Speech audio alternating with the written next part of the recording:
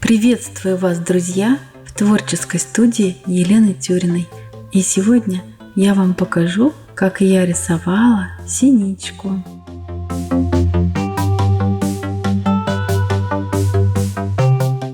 Обязательно досмотрите видео до конца, и вы увидите, как из хаоса цветовых пятен рождается нечто большее.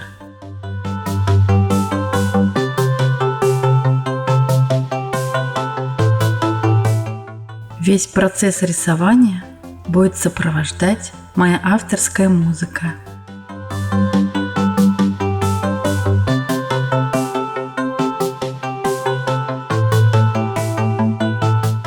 Я люблю природу, и эту синицу я наблюдала долгое время, снимая ее на камеру. Затем я смонтировала фильм, но синица так мне понравилась, что я решила ее нарисовать.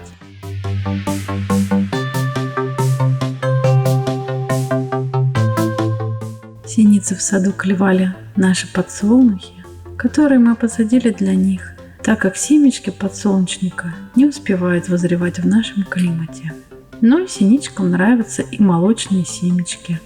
И вот эта синичка, полакомившись этими семечками, решила привести себя в порядок и села на осиновую ветку, на солнышке чистить свои перышки. Ну и затем она после этой процедуры занялась своими обычными делами и в то же время переговариваясь со своими родичами.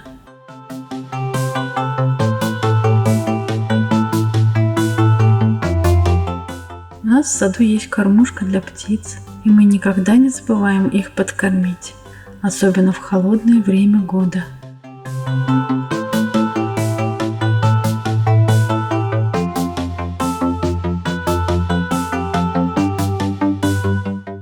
Сейчас вы наблюдаете процесс, как я создаю композицию. Обычно я ее отрисовываю более контрастным к бумаге пастельным карандашом.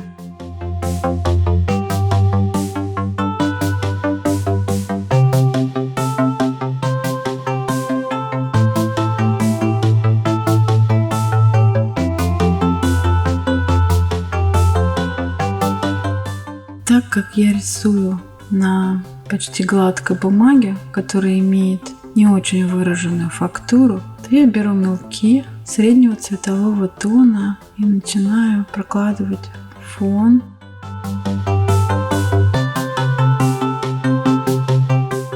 И в то же время фиксировать какие-то моменты на птице, чтобы не потерять впоследствии светлые места композиции.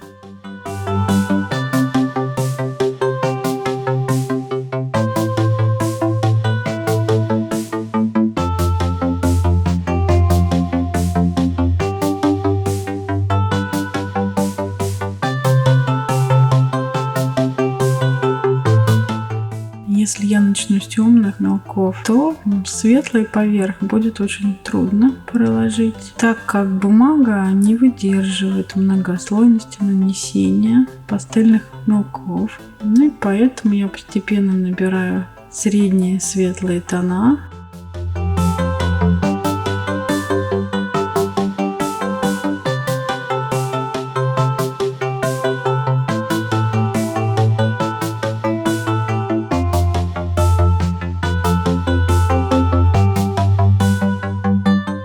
Получается вот такой немного хаос. Возможно, не сразу понятно, что я делаю, но я держу все в голове.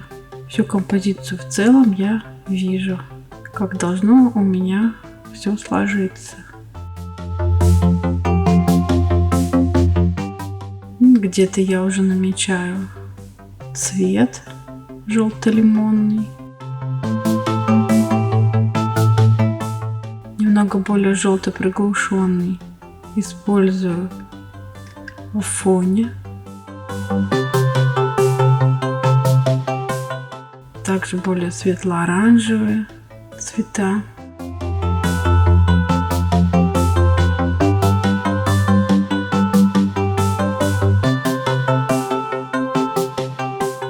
Я взяла такой тон бумаги, потому что я рисую осеннюю композицию. И мне показался этот цвет бумаги очень интересным, так как можно кое-где оставить оранжевый тон бумаги.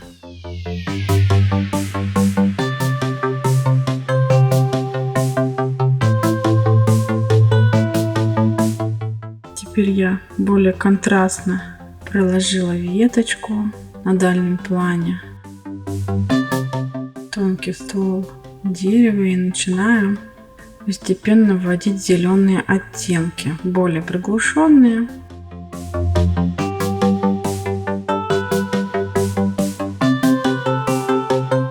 В теневых частях.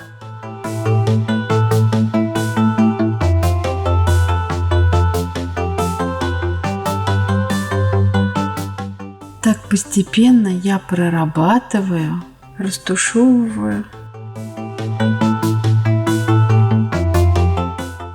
Как видите, идет некая крошка.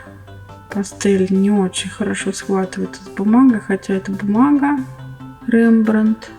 Мне наиболее нравится, как себя ведет в работе.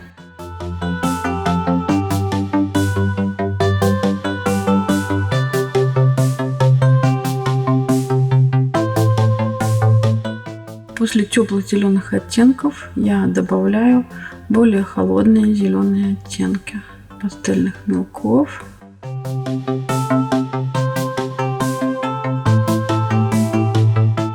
И опять перехожу к теплым, но более светлым по тону мелкам зеленого цвета.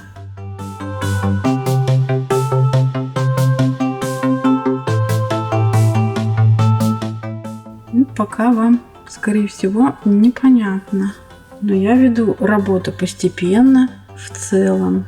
Скоро станет все более вам ясно.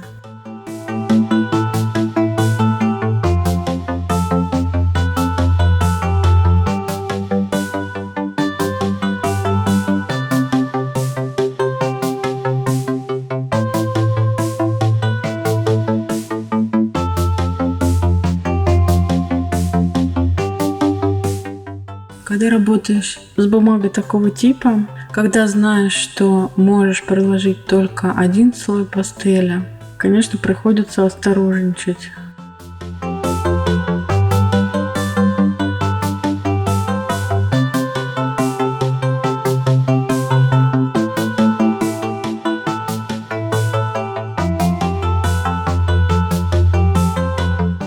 Фиксативы в средних слоях пастели я не использую. Мне это не нравится, как после этого работать пастелью.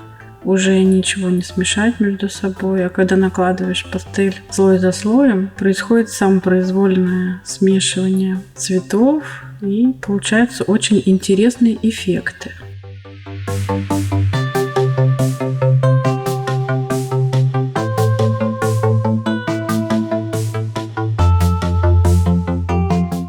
Вот сейчас я проложила более контрастные места, пролепливаю форму синицы и перехожу опять к фону.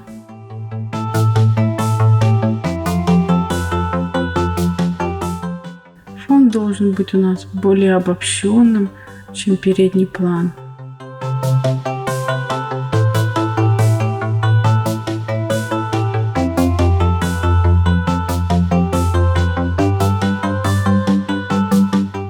На переднем плане у нас ветка с листочками осины, которые освещаются теплыми лучами осеннего солнца. На ветке сидит наша синичка.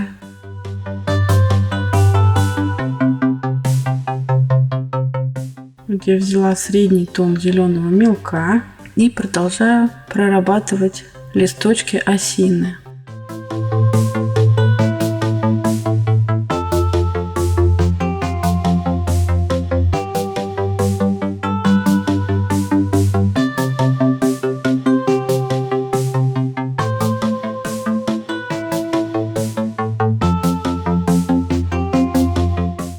Далее я взялась за светлые места ветки дерева на дальнем фоне.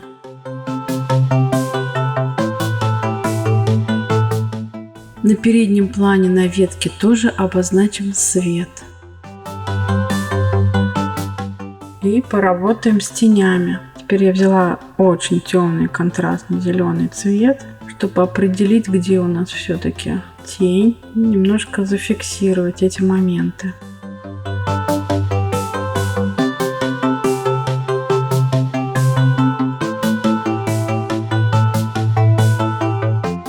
Также я формирую голову синички и грудку.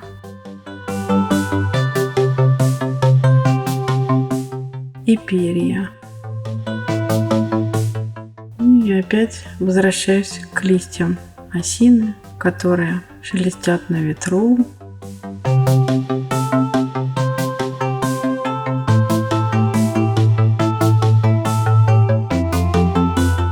Синичка имеет зеленоватый отлив перьев, поэтому ее не сразу можно заметить. Можно только услышать, но разглядеть вы ее, если она сидит высоко на дереве, не сможете. Наверное, это хорошая защита от хищников. И вот дальше смотрите, как я работаю с фоном. Я всей плоскостью мелка, иногда ребром, прокладываю в нескольких местах, по-разному нажимая на мелок и сохраняя фактуру самой бумаги.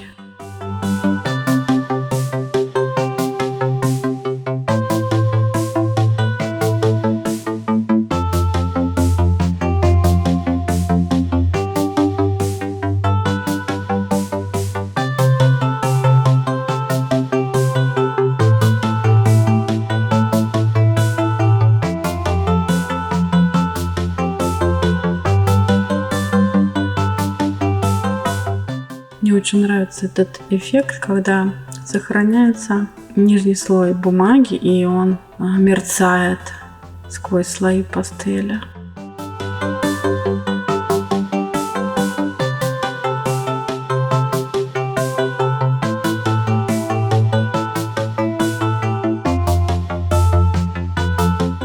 Вот наша картинка начинает постепенно проявляться. Я постоянно возвращаюсь то к переднему плану, то работаю с дальним планом.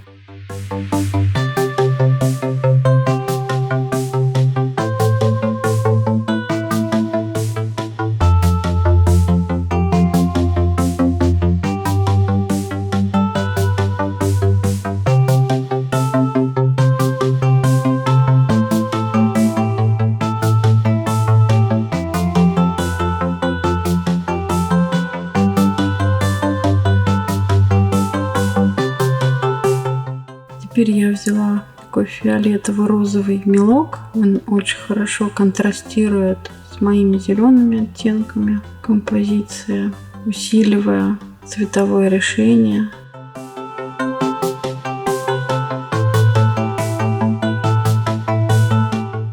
Также слегка прикасаясь к бумаге, где-то более сильно фиксируя, где-то отпуская.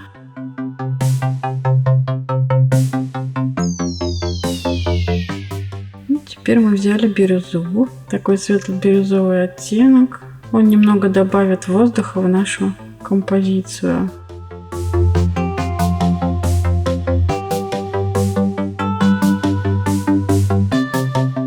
И он хорошо себя очень ведет в сочетании с оранжевым цветом бумаги. И вот посмотрите, как я слегка накладываю слой на слой. Получается очень интересный эффект.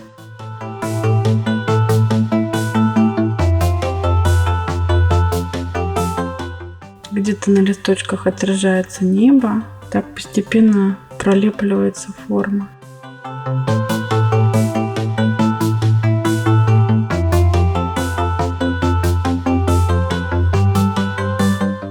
И на дальнем плане у нас тоже фоном идут деревья, листочки, небо. Воздухом обволакиваем все вокруг синички. И возвращаемся к нашим теплым оттенкам. Такой вот светло-лимонный цвет.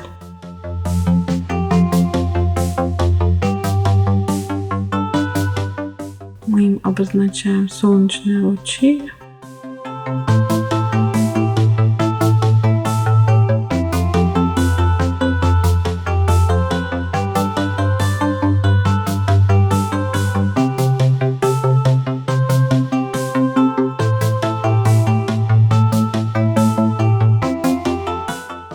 Где-то слегка ставим световые акценты.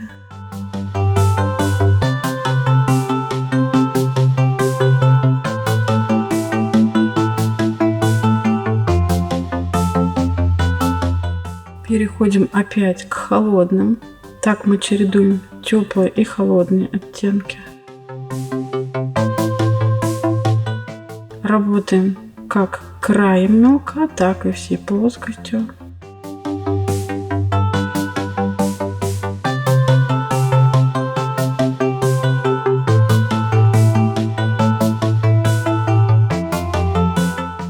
Где-то графично подчеркивая листочки.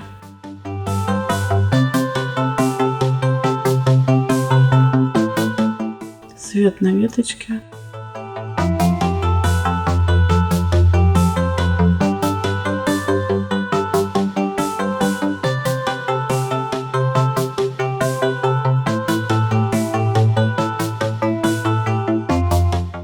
Если вы будете практиковаться, то у вас будут свои движения мелком. Я пока тоже экспериментирую.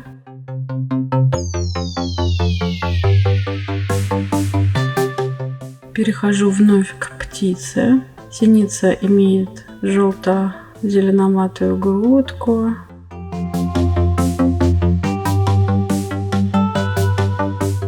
Так как она чистила перышки, она распушила их все, поэтому нужно создать вот это впечатление взъерошенности.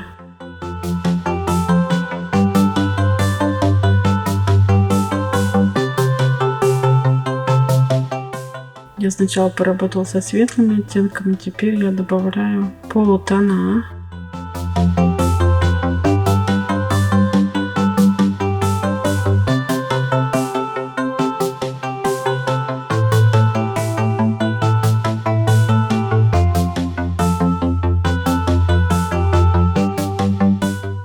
Очень сложно на эту бумагу ложатся последующие слои пастели, поэтому продвигаемся постепенно.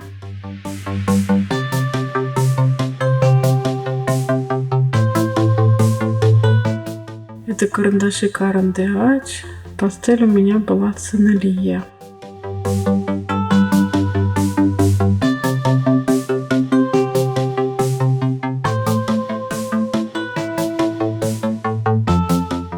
Эта пастель хорошо ложится на такую почти гладкую бумагу.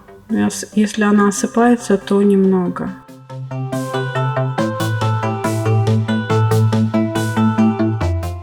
Чем я люблю эти карандаши, то тем, что они лучше ложатся на нижние слои пастели.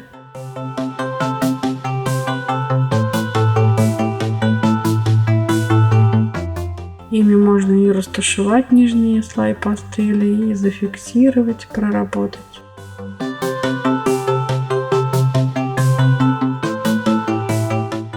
Единственное, что в таких вот маленьких работах проработать мелкие детали очень сложно, и у меня нету самого белого пастельного карандаша.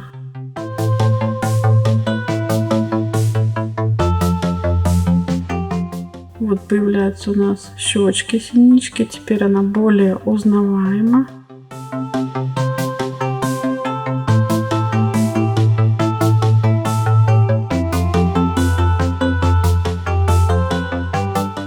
Я беру разные оттенки белого и теплые в том числе, и прорабатываю перышки синички. Поработаю немного с глазиком.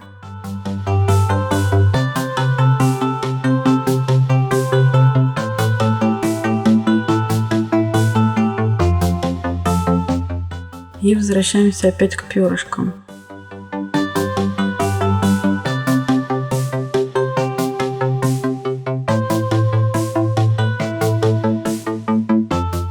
Где-то просто можно вводить темные оттенки карандашей. Они при этом смешиваются с нижними слоями пастели и приобретается новый оттенок. Вот мы сейчас смотрим по касаниям с фоном самой синицы, где нужно растушевать, где добавить тона.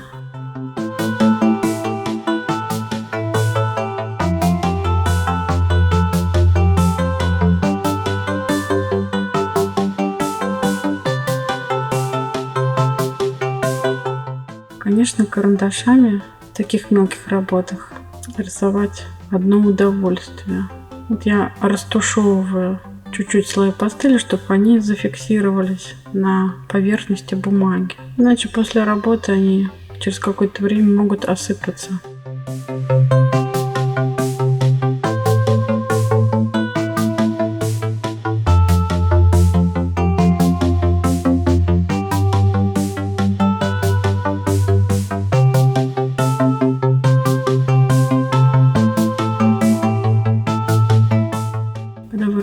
На такой бумаге нужно всегда знать, как поведет себя в итоге пастель. Если у вас будет очень большое количество слоев, то они, конечно, осыпятся.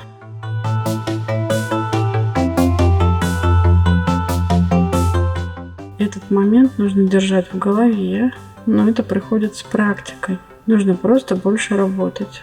Поэтому я и работаю в такой смешанной технике.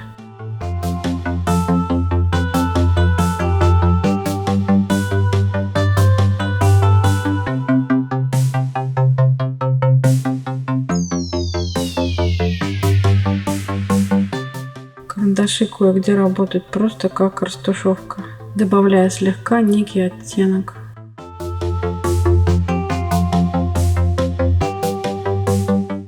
Я хочу добиться мерцания осеннего солнца, листвы на ветру.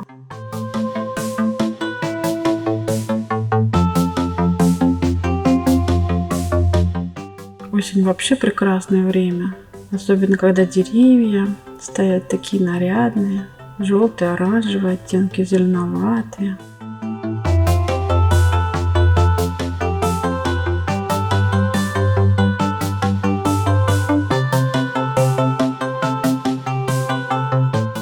Немного для контраста к зеленому я добавляю такой приглушенный красный оттенок.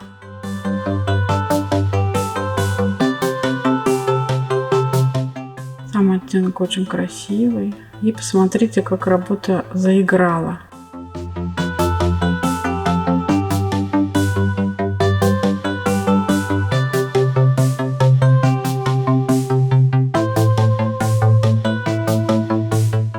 В тенях мы добавляем тоже теплого.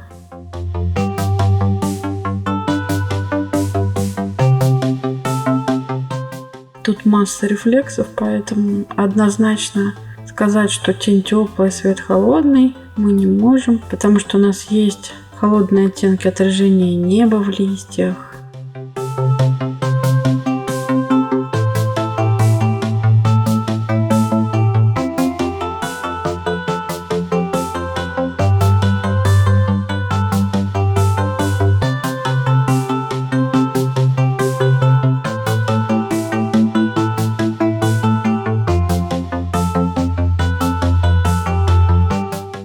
Хотя солнечный свет сам по себе теплый.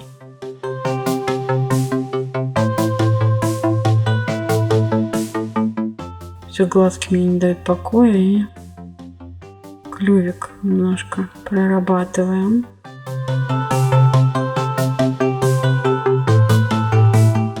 Добавляем и белого. Лишнее я сдуваю.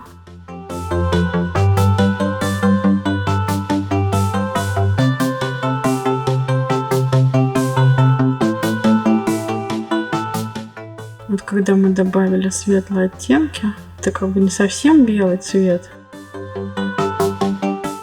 Мы и карандашом пытаемся рефлексы добавить.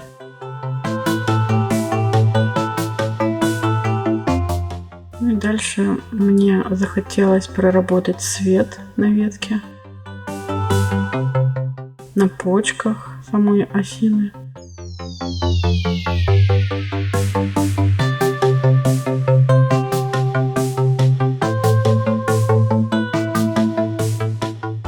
Это добавит нам разнообразие фактур.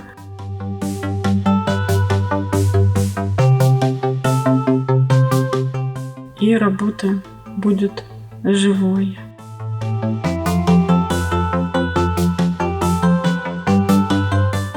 Иногда бывает, когда очень хорошо все прорабатываешь, все слишком идеально, но работа не дает той энергии, которую испытывал художник, когда рисовал. Поэтому не обязательно прорисовывать все досконально. Главное создать впечатление.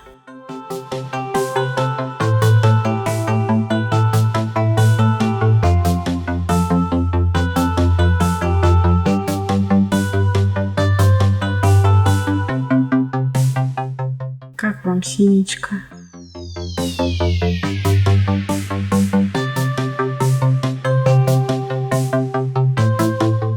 Пишите в своих комментариях, понравился ли вам этот мастер-класс. Ставьте лайк.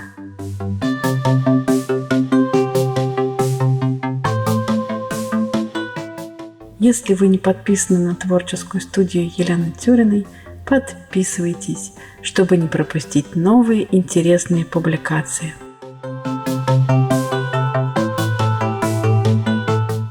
До новых встреч, друзья!